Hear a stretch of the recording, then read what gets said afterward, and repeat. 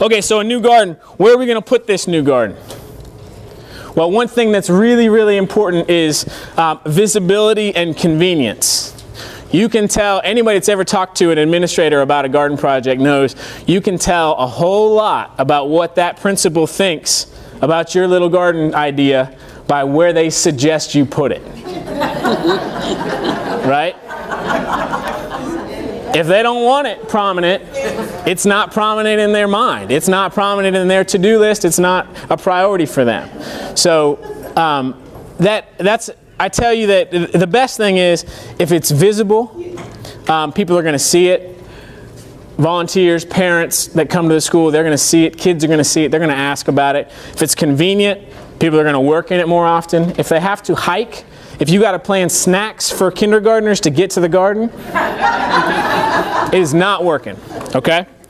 So think about visibility and convenience. We want it to be close. We want it to be visible. We want it to be prominent.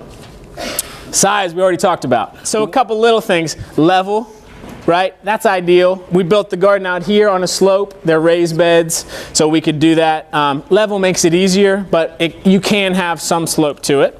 Drainage is a really important one.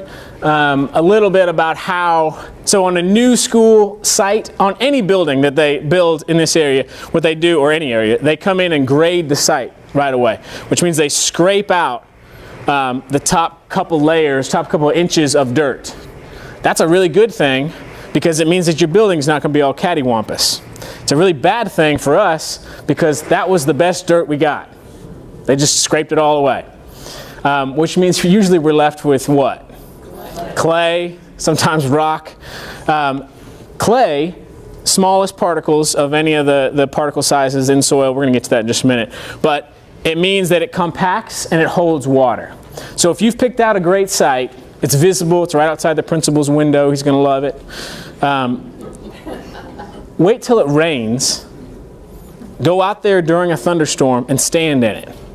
Okay? If water's pooling up, you got to rethink. The only way you're going to know about really good drainage is get some rain on it and watch what happens. If it's a marshy area, it's not going to work. Plants can't have their roots wet all the time. Food plants can't. So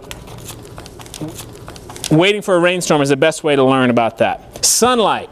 Gardeners, really good gardeners, can fake a lot of things. Sunlight is not one of them. You need at least 6 hours. 8 is better. In my backyard, I don't have either. I have very low light. My neighbors built this huge shed or garage recently. What happens is, and this might have happened to some of you, tomatoes, I planted tomatoes, and instead of growing bushy and large and lots of fruit, they grew looking for the light. So they're real thin and really tall because they're trying to find the light.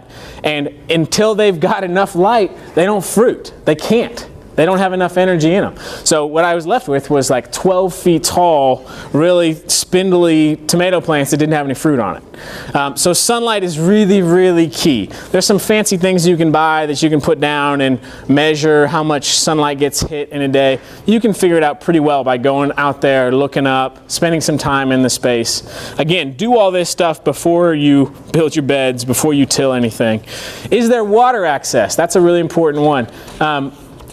Some schools can have rain barrels. That's great. You always need to have a backup. You need to have you need to be tapped into the water system. That's always important. Last one is permission and opportunity cost. Can you get permission for that spot? Opportunity cost is what is the school using it for now that they're not going to be able to use it for once you're gardening there. Think about all that stuff because it's way better than to think about it beforehand than to run into that stuff down the road.